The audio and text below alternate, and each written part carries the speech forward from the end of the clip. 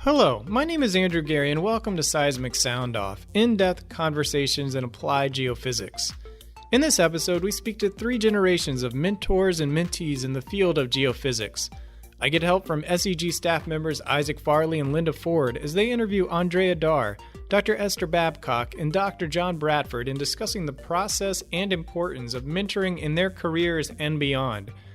To get started, Isaac, Linda, and I reflect on the 3 interviews, followed by Esther's, Andréa's, and John's interviews respectively.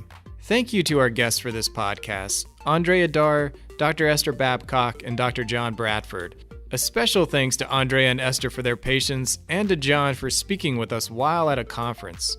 Now, for mentoring geoscience leaders. So I'm here with Isaac Farley, our digital publications manager, and Linda Ford, the student and early career advisor. So Linda, I'll just start with you. What were kind of your major takeaways from these interviews?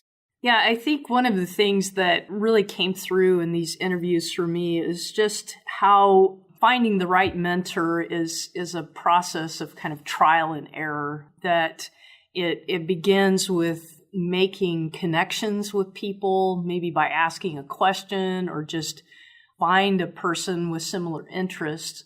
In the process of making those connections, that we find those people whose skills or interests or way of being is something that's appealing to us and we want to model and learn from. Isaac, I'd throw it to you. What were some of the major takeaways you had from these interviews? I think what you just said, I found myself reflecting a lot about my own kind of trajectory and those people who have made an impact in my life. And I think it is important. I remember being a young student and navigating, a new landscape and a university that I didn't know very well and people I didn't know very well, and being able to sit down with an adult who shared common interests with me and be able to connect, that was really important. As you will hear in these exchanges, these 3 individuals have been lucky as well, but sometimes people aren't lucky. And I think that one thing that Esther and Andréa said a lot was you have to find your niche. And sometimes that requires just changing course and being willing to say, hey, I need to find the right person for me now. And John said something about when you find that person, you feel a click. And I think back to those people who I sat down with and we could click about the subject matter we were talking about or politics or whatever it may be. And it was really important to have an adult, at least at that point in my career, who I could bond with around many different things. Do you think that everyone should be a mentor or feel like they need to be a mentor? I don't think so. I think that what I see from these 3, and I think it is reflected in my experiences of being both a mentor and a mentee, is that on the part of both the mentor and the mentee, it requires an openness, a willingness to engage in that kind of relationship, a readiness for it, focus on a particular kind of learning that the mentor can help with. And I think that requires some agency on the part of the mentee, willingness to ask questions, to focus on their learning and what they can gain from that kind of relationship. But it also, I think, requires on the part of the mentor a willingness to reflect and listen and share their own experiences with someone and not try to force anything on them or cause them to go in a specific direction, but to be willing to let the mentee choose their own path. Isaac, is there anything else you would like to add on reflecting on these interviews?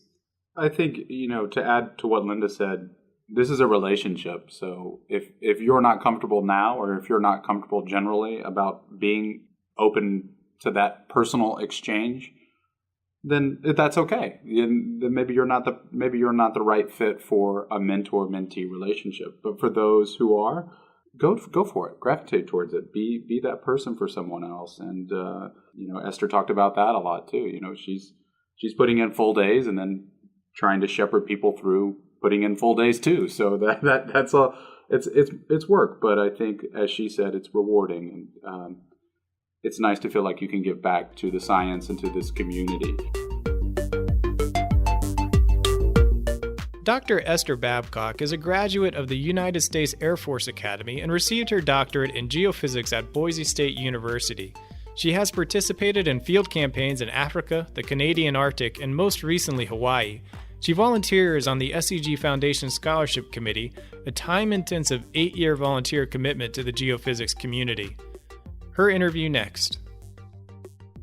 So Esther, to start us off, why don't you tell us a little bit about mentors you have had throughout your education and career, and how did you meet them? How have your mentors influenced you in your career? Cool. Yeah, I'd love to. And I'm actually happy to have that question because I think that they deserve a lot of credit. And so actually saying their names out loud and having it recorded feels pretty good to me anyway. Maybe they'll hear it at some point.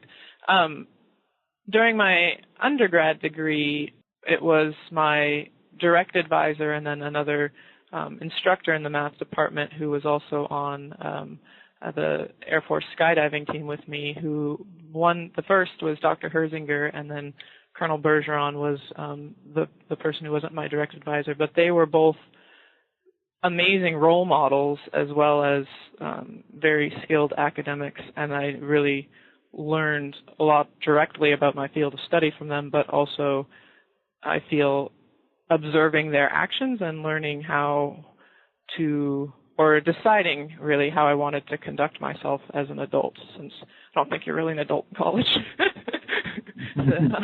So I'm very thankful for their help and mentoring, and I'm still in touch with both of them, so that's kind of neat all these years later.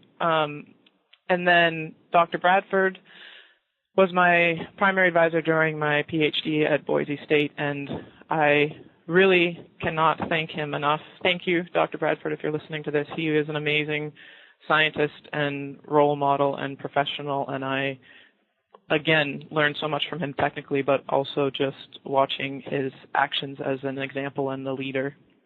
And I think that he has also directly contributed to my job status and jobs that I've had by providing letters of recommendation, and so I'm thankful for that as well. And then also I was a SEG Foundation Scholarship recipient myself, and my mentor during that time was David Mikado. I hope I'm saying that correctly. And he was just an amazing person to work with and to really be able to bounce questions off of and ask questions of someone who was completely outside of my my academic realm at the time, which I found very helpful, and I'm hoping is what some students are getting from me. And he also, I won't use the word coerced, he nicely asked if I would replace him on the SEG Foundation Scholarship Committee. So that is also how I found myself here, which has given me a chance to interact with another whole realm of people, for which I'm also thankful. As you said about you kind of talked about your mentors and how they're kind of spread throughout different areas. So your work also engages wide groups of stakeholders, from state and local government officials to colleagues in industries, to industry and university students. How has mentoring helped build bridges across those sectors, for-profit, nonprofit, government, and so on? Yes. I feel as though I started in industry and now I'm in a government role, which I love my job, but I also feel as though having had those contacts in industry helps me direct and gives me opportunities to make connections between people, between my students and other people. And also I hope that having had those industry connections, I can be perhaps a positive role model or impact on people who might be looking at the move between industry and government, because that is a big decision. I spent a lot of time thinking about that and about where I wanted my career to go. I'm also really thankful to have had and continue to have the chance to build bridges and make connections from science to policy. I think it's really important for me personally that my science has some sort of greater impact, and the way I see that being enabled is through policy decisions that impact our natural resources. And I think that has been an important connection for me to make, and something I try to impress upon the students who are interested that I'm mentoring. So yeah, so that's been really good. And then even lately, just having connections to the academic world and to industry, it's neat to find different ways to help people. For example, I had an academic colleague who was in remote Alaska who was having problems with her field equipment, and she called me from the middle of nowhere on a very sketchy phone connection, and I was able to talk to an industry connection I have here in town and get equipment shipped overnight to her that she could use the next day in this kind of time-sensitive situation. So it's been really neat for me as I've grown as a professional to see my network growing and to see how I can leverage those network connections into helping people. I really like solving problems and helping people, so it's been really, really neat for me.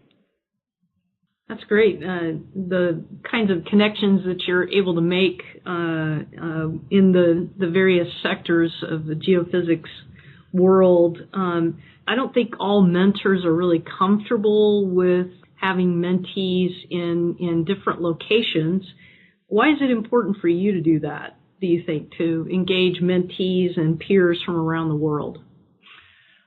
I think that's a really great question, and for me, it boils down to we live in a global economy. The planet is figuratively smaller than it's ever been. We jump from place to place almost on a whim on giant aircraft and land in a complete different part of the globe, and so everyone is connected. I continually, as I travel, find myself running into people that either they know me or I know them, and we are making these connections continually that span the globe, and so I think it's important to acknowledge that and to try to build upon that.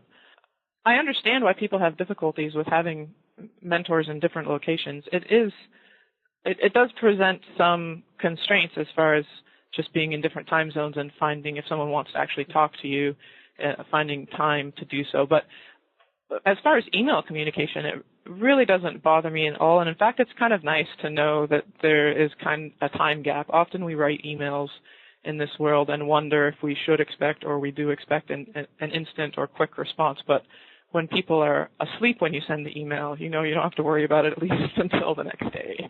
So I really, I don't mind it so much. When you're trying to get a group of people together and there's people all over the globe, that becomes problematic. For example, Linda and I have tried to set up and we have set up some online mentoring sessions with the students that I'm mentoring and various female professionals for them to talk to. And we've had some success with that, but also some difficulty as far as coordinating schedules and times when people are on completely different time zones, and also just the technology behind getting a large group of people together on the internet can sometimes be a little bit painful. But yeah, I think one other thing I would say that impacts that is there are constraints of language and culture that I have found can be difficult. Even as something as simple as we take for granted in our culture, such as immediately knowing someone's gender by their name.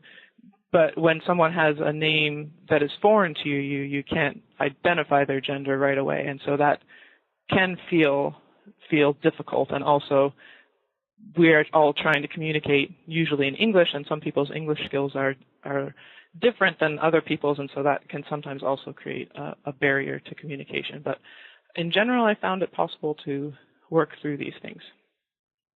So you sit down, you have your list of mentees, and you see they're kind of pins in a map all over the world. Now you're ready to begin the mentoring relationship. It may not happen quite like I've just described, but how do you and these students, mentees that you're working with, how do you determine what you hope to accomplish in the relationship? Right now, I primarily let the mentees drive the relationship. I think this is a constraint of having taken on a larger group of students who are primarily chosen through my interactions with the scholarship committee itself. And so for me, often when I start that relationship, when I throw my pins in the map figuratively, I don't know much about these people, and I don't know what their goals are and what they are hoping to find in this relationship. And I prefer, in general, to let them drive the conversation. So normally I introduce myself and I say, hey, I'm here to help. I would like to start off this relationship. I tell them about myself. I ask for at least an email telling me about them.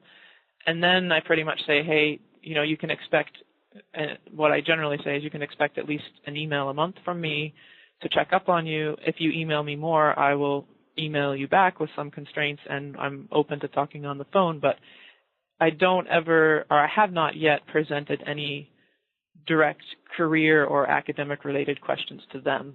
My only direct question usually is, tell me about yourself, which is fairly open-ended, so gives you some place to go from there. And people come back with a range of questions. So some of these students are interested in career advice. They're at that point where they're trying to choose internships, or they're trying to figure out what their job strategy is, or whether they should stay in academia. And other people are looking for almost kind of course advice as far as their academic world. And I try, there's kind of some limits, I feel. I try to stay out of the technical conversation, often because these students are working in career fields that are not my technical expertise, and academic questions are more the responsibility of their advisor or whoever is their source of technical expertise. But I really do enjoy the questions that address, hey, I'm thinking about this decision. Should I do an internship, or should I pursue this field work? I've had students ask me, hey, I'm going out to field work for the first time. Can you give me some ideas about what I should think about and what I should expect? So there are a wide range of questions that I enjoy helping people with that definitely fall, outside the technical realm. I'm really curious then, with the student kind of setting the tone for the relationship, at least in terms of the goals and how it progresses. I'm wondering, to what extent do you bring your own experiences, both high points and the challenges, into your mentoring relationships? Yeah, I find that actually pretty easy to do, and I think that that's almost what the role of the mentor centers in on, and that's why it's so important to choose a mentor. And I think it's right for people to move on to a different mentor if they're not finding the answers they need, because my background and my goals and my path to this point all shape what advice I give other people. So, for example, if someone's asking, hey, should I go to pursue a job, or should I go pursue graduate school? Well, I remember having had that same discussion with myself, and I know what I chose, which was obviously graduate school, but I also know that I have strong feelings now that that's not necessarily the best track. I think that there's a lot of merit towards going and getting actual job experience that is equal to the merit of getting a higher education. And so I share those thoughts with students when they ask me. I will backtrack one second and say that I have had the chance to do technical mentoring in my job with people who are actually in my office, for example, or when I was in industry who were my subordinates. So in that case, it's kind of a borderline. At times I felt like I'm a supervisor, and at times I felt like I'm a mentor. And so I think there may be overlap there, or maybe you operate in different capacities with different people who are all kind of your subordinates. But I do enjoy technical mentoring as well, but it's much different. It strains the brain a little more. As you've moved from, when we started talking, you were talking about the mentors that you've had in your life. Which strategies that work for you as a mentee have you borrowed and taken forward and perhaps tweaked now as a mentor? That's a good question. I think the biggest thing for me is having a hands-off approach. So again, this comes back to it really is a lot of not only what experience people have and whether that's useful to the mentee, but also what personality styles people have. And my personality is hands-off, and all of my mentors have been hands-off and not looking for a consistent feedback on a daily or weekly basis, but feedback and consulting when necessary. And that's kind of what I mean by hands-off approach. Hey, I'm here for you, but I'm I'm not going to bother you, for lack of a better term. And I think that works really well with some people, and I don't think it works well at all for others.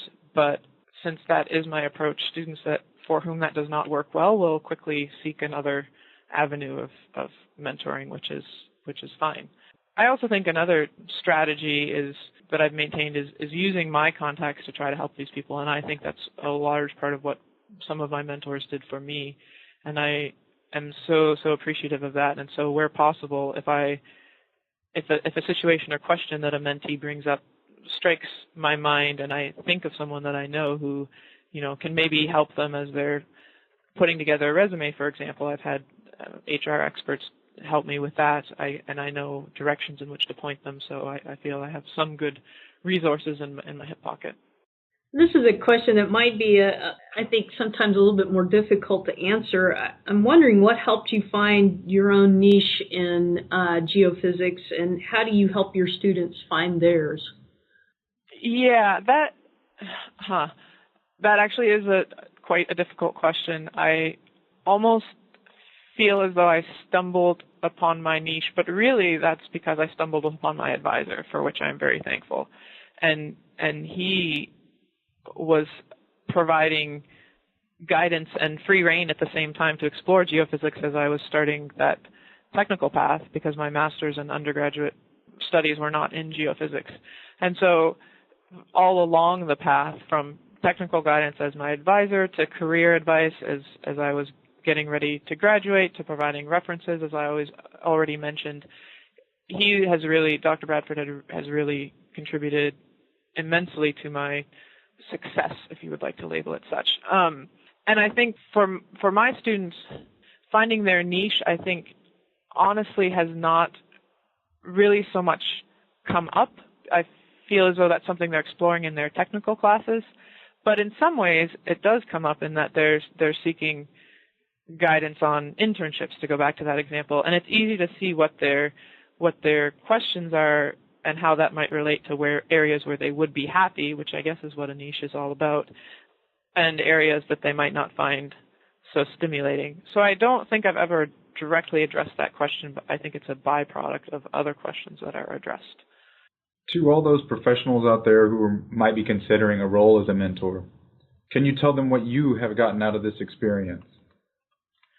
Yes, I can, and I will tell you that it's not external rewards, but it is intrinsic satisfaction. I get a great deal of intrinsic satisfaction out of helping other people and seeing them grow. It's really, really rewarding to me, and I've received so much help from other people, from my advisors and mentors, that in some ways I feel I owe it to the community and owe it to those people to pay it back, and I feel like that, again, contributes to my motivation and feeling of satisfaction as I'm helping these people, that, hey, now I'm in a position to help, and I'm joyful to do so. Andréa Darrh is a geophysics major at Texas A&M University, where she is a member of the Texas A&M student chapter of SEG. She is currently doing research with Dr. Mark Everett on using controlled source electromagnetics, CSEM, to develop code to test and evaluate geological models of the variety of possible subsurface conditions beneath Upheaval Dome. Her interview next. Tell us about your relationship with Esther Babcock. How did you meet, and what does the relationship mean to you? I first heard of Dr. Babcock, Esther, when she emailed me in August 2 years ago, 2014, and she gave a little bio about herself and told us what she did, and my first impressions were, oh my gosh, she's amazing.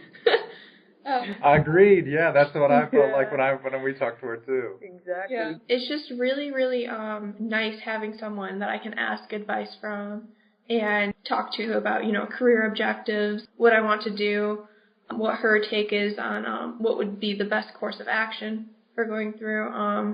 And it's just nice to have someone who's been there before. Agreed. So when you're having these conversations with Esther and you're kind of having exchanges, does the Does the guidance that the two of you are seeking, is it more career or is it more technically focused? So she's actually given me both career and technical, and she's given me a lot of it. It's been very, very helpful. Some instances of this is career-wise. I was invited to do some work in Mexico at one point, but the issue is if I did work in Mexico, then I wouldn't have been able to do an internship.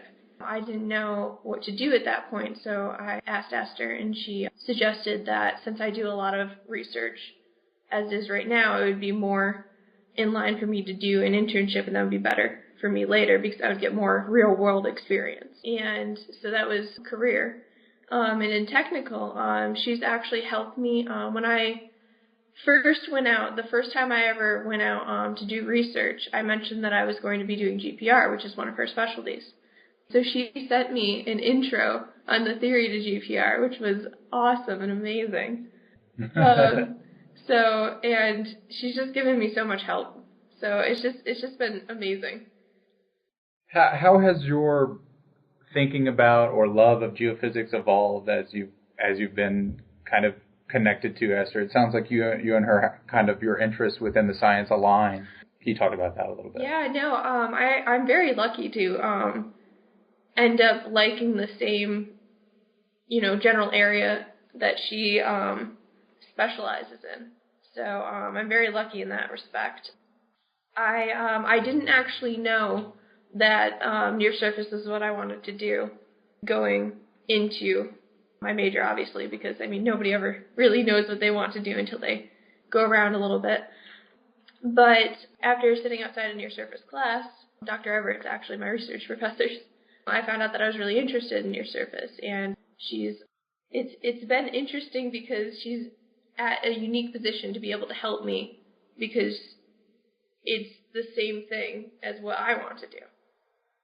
This might be a good point to also state that you're an SCG scholarship recipient, 3 years running now. Congratulations on that, Andrea. That's quite an achievement. So since your freshman year, you've been an SCG scholarship recipient. And that is the primary way in which you and Esther became connected, and also kind of creates a bit of a unique relationship for you. You're in school in Texas, and Esther's working in Alaska, living there as well. So how has your relationship been shaped by your locations? So obviously we've never met face-to-face. We've only Skyped, which has been really, really interesting, actually.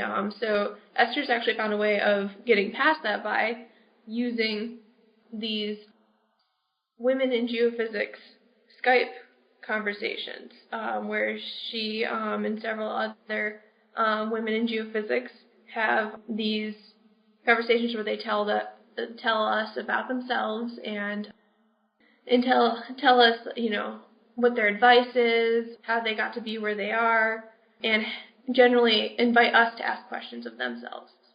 Through that, I've gotten to know Esther a little bit more, and we also communicate monthly or sometimes a little bit more frequently than that in email.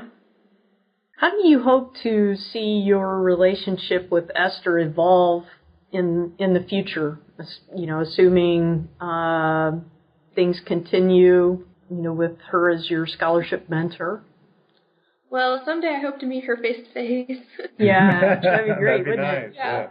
Yeah, and I hope that I can continue to ask her advice on things, especially as I'm going into, graduate school and just in general, like career, and especially when I get more knowledge in my field, more technical advice. So what's next for you?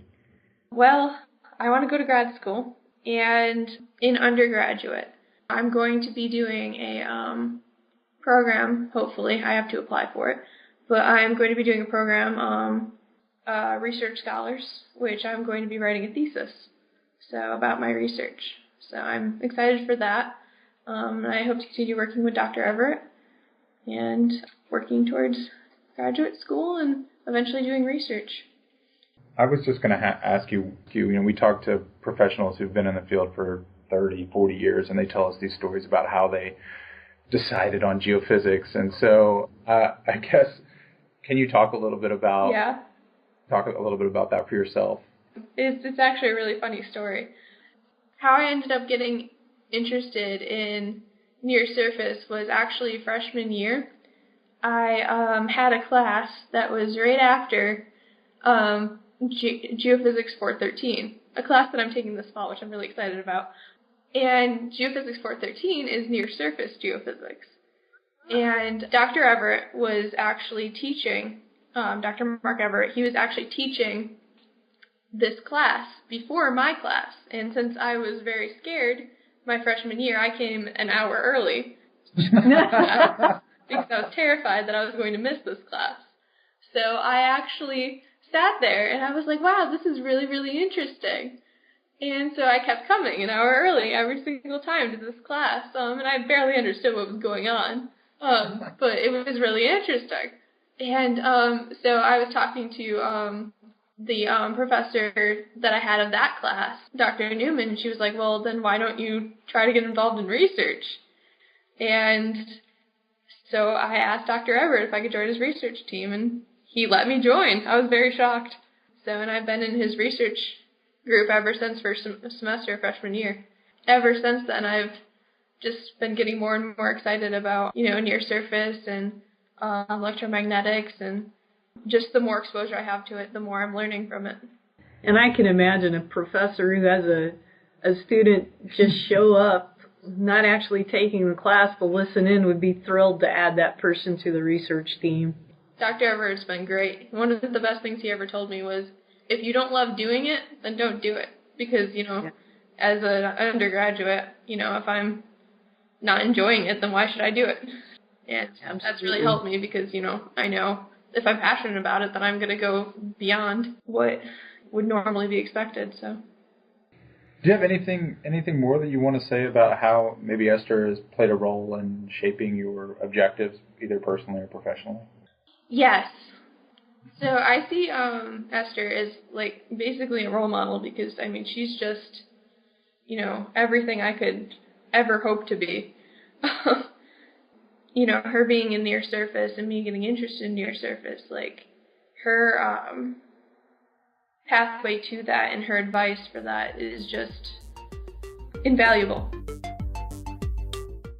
Dr. John Bradford is past president of the SEG and serves as professor in the Department of Geosciences at Boise State University.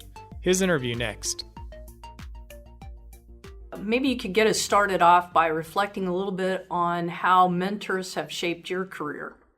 Well, I could think of several ways. I had thought about this a bit, and there have been really three different individuals that I could point to as mentors at different stages in my career that affected me in a significant way. The first was my graduate advisor, one of my graduate advisors, Manik Talwani, and I worked with him both in the academic setting as my graduate advisor and also as a research scientist in a corporate-funded research lab that he was the director of while I was a graduate student. So I had an opportunity to work with him in a couple of different sort of settings at the same time. The second would have been Jack Pelton, who was the director of the geophysical research group that I joined when I became a research faculty member after I completed my PhD.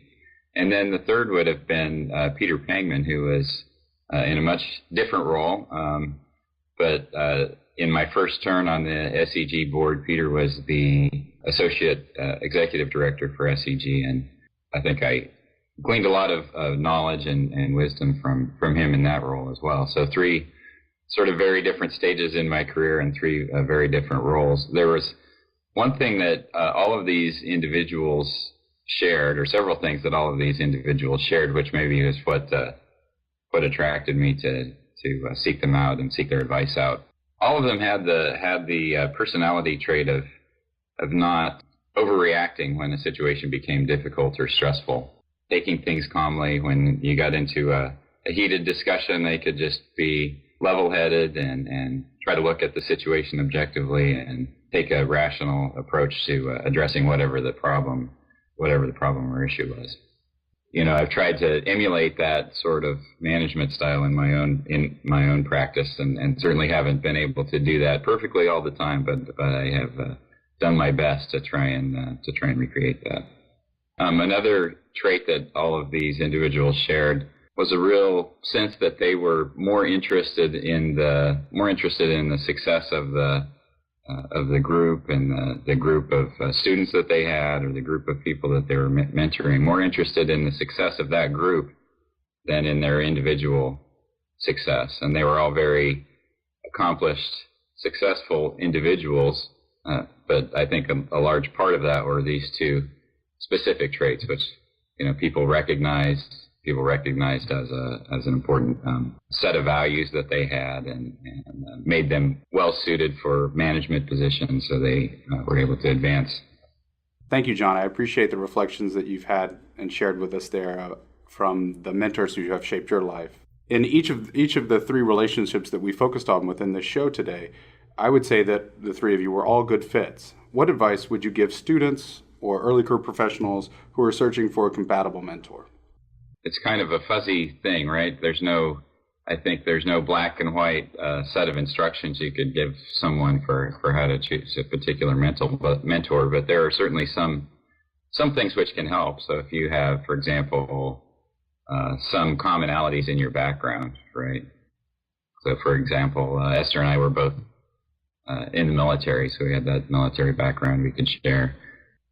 I'm somebody who grew up in the mountains, so some of the students that I've clicked well with grew up in a similar kind of environment. Those kinds of things helps, but that's certainly not the only thing that can lead to a successful relationship. And I've had many other students who I didn't have any clear background that I shared with, but we were able to communicate on a rather deep level, right? So you have maybe superficial communication, but you don't really click with somebody.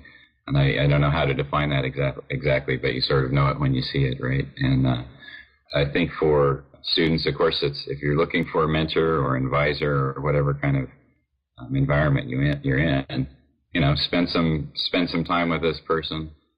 When you click with them, you might seek out people that have common background to begin with, but don't limit your search to that.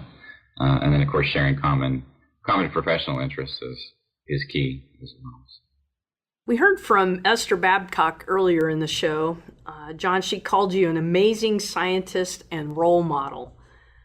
Aside from glowing accolades like Esther's, how would you say you've benefited from the mentoring process? So it sort of goes both ways. So, I've benefited a lot as a mentor from my mentees, I would say. I don't go through a single experience where I'm the mentor and I don't learn something from that mentee. So there's an exchange of experience and an exchange of understanding that goes both ways throughout that relationship. For example, we talked a little bit about when you might try to find, or what traits you would seek to try and find a mentor if you're looking for one, or what makes that a good relationship. And sometimes it's not the best relationship, and in academia, many times we are assigned to a mentor-mentee relationship, and you don't really get to choose who that person is, and sometimes it doesn't click very well. But through that experience, I have always improved my ability to try and connect with people in different ways, right, and try to develop a way of communicating with people, even if we don't have that ability to click, right off the bat. On the other side, as a mentee, I've learned when you observe something about a time when your mentor is doing something that you want to emulate, there's just sort of a sense that that's really what I need to be doing. This is a way to interact with somebody, and I really want to try to do that. It's not a very clear way to explain it, but it's sort of finding a path or seeing a path to better yourself, right? Improve the way that you interact with people, to find a better way to express yourself. And when that clicks for you, there's just, I think there's nothing really like it, and gives you something new, a new goal to strive for, a new way to try and improve yourself. So during our exchanges with Esther and Andréa, they both spoke about how a professional mentor provides both technical and professional guidance. John, I'm curious how mentoring on a university campus may be different or similar to mentoring within a corporate, nonprofit, or government environment. A few years ago, I don't remember how long ago it was, one of my colleagues made the observation that the reward system in academia is almost entirely based on individual accomplishment. Whereas the reward system in the corporate world, I think, is a bit different. Certainly there's an element of individual accomplishment, but there's much more value placed on group accomplishment. And that creates a different culture that you can definitely sense if you have a foot in both of those worlds. And I think it also changes to some extent the mentor-mentee relationship. Another piece that's different that I had described earlier is that in academia, you don't necessarily get to choose who your mentor is or mentee. You're maybe a little bit more restricted. And I also think another difference is in the academic setting. You know, the level of the experience level is even broader probably than it is most of the time in a corporate kind of relationship. Now, beyond that, I think that they are very similar, right? So in the corporate world, maybe the reward system or the relationship between a mentor and a mentee is maybe more monetary, or maybe getting a promotion. Oftentimes, it might just be getting more responsibility. The academic setting, it's not typically monetary, but getting more responsibility, getting a degree. You know, those are all of the things that you're trying to help guide someone towards. And even though those are very different sorts of things, I think the practices, the way you go about trying to accomplish those things effectively are very similar. In academia, I think because of the way it's structured, and because you don't necessarily get to choose your mentor, and every person who is on an academic faculty is really required as part of their job to be a mentor, but not everyone has that the right skill set to do that effectively. And I think that people can sometimes get into difficult situations because of that. And again, I understand that situation can also happen at times within the corporate world, but I think it's maybe a little less prevalent there. In general, though, it's just like good writing or any sort of practice where you're trying to relate to other people. The skills, the things that you practice, the way you interact, the sort of empathy that you can show, and the way that you bring your experience to helping a junior person, I think is the same. Many of SEG's student members, I think their first mentoring relationship is maybe with a professor or advisor on the university campus. And I think especially in light of the differences that you name in the kind of mentoring that happens, or the differences in mentoring in the corporate environment versus the academic environment, I'm wondering if you could reflect a little on how a professional society like SEG can complement and build upon these relationships for students and to benefit the larger scientific community.